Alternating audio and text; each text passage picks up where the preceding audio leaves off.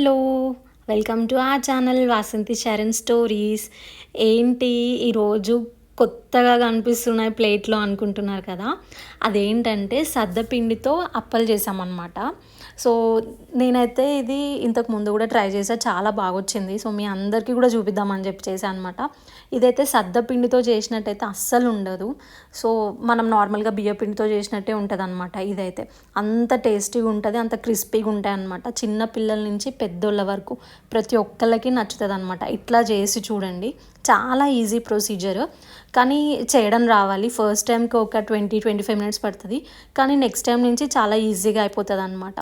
ఏం లేదు, సద్దపిండిలో మనం కొంచెం కారం, కొంచెం పచ్చిమిర్చి, ఇంకా కరివేపాకు, ఆనియన్స్, నానబెట్టుకున్న శనగపప్పు, ఇంకా కొన్ని నువ్వులు, కొంచెం జీలకర్ర. సో, ఇవన్నీ ఇంట్లో ఉండే ఇంగ్రీడియంట్సే అనమాట. సో, వీటిని మంచిగా కలుపుకోవాలనమాట. అంటే లంప్స్ లేకుండా, గడ్డలు కట్టకుండా, సో స్మూత్‌గా మంచిగా కలుపుకోవాలి. సో, మరీ మెత్తగా కూడా కలుపుకోవద్దనమాట. అంటే మరీ లూజ్‌గా కలుపుకోకూడదు. కొంచెం గట్టిగానే ఉంచుకోవాలి. అప్పుడే కొంచెం క్రిస్పీగా వస్తదనమాట. ఇట్లా ఒకసారి ట్రై చేసి చూడండి. నిజంగా మీ ఇంట్లో పిల్లలకు కూడా బాగా నచ్చుతది. సో, రోజు 2 పూటలు టిఫిన్ చేయాలంటే కష్టం కదా! ఏముంటాయి? అందుకని ఇట్లా ప్రతి ఒక్కటి ట్రై చేయాలన్నమాట మనం. సో, ఇట్లా నేనైతే ఇట్లా మనం కారపప్పులు అంటాం కదా! సో, అట్లా మంచిగా ప్రెస్ చేసుకున్న వాటిలాగా ఇంట్లో ప్రెస్ ఉంటే ప్రెస్‌తో కూడా చేసుకోవచ్చు అనమాట. సో, మాకైతే ఇంట్లో ప్రెస్ లేదు కాబట్టి నేను చేత్తోనే చేస్తా. తడి క్లాత్ ఉంటది కదా! వెట్ క్లాత్, దాని మీద ఇట్లా ప్రెస్ చేసుకొని జస్ట్ ఇట్లా కాల్చుకోవడమే ప్యాన్ మీద. చాలా అంటే చాలా ఈజీ ప్రొసీజర్. చాలా టేస్టీగా ఉందనమాట. శరణ్‌కి నార్మల్‌గా ఇట్లాంటివి అస్సలు నచ్చవు. కానీ ఈరోజు మాత్రం శరణ్‌కి కూడా నచ్చింది. అంత బాగున్నాయి అన్నమాట. మీకు సద్దపిండిలాగా అయితే అస్సలు ఎక్కడా అనిపించదు టేస్ట్. అంత బాగుంటుంది.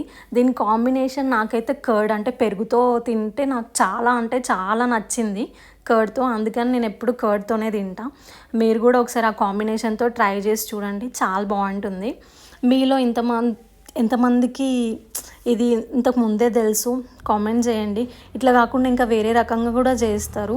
అంటే నేను ఇప్పుడు రెడ్ చిల్లీ పౌడర్ వేసా కదా!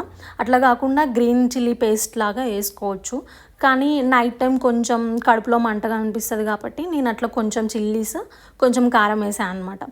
చాలా అంటే చాలా బాగా వచ్చింది. సో, మీరెంతమంది ఇట్లా చేసుకుంటారు? ఇట్లా కాకుండా ఇంకా వేరేలాగా ఎవరైనా చేస్తారా?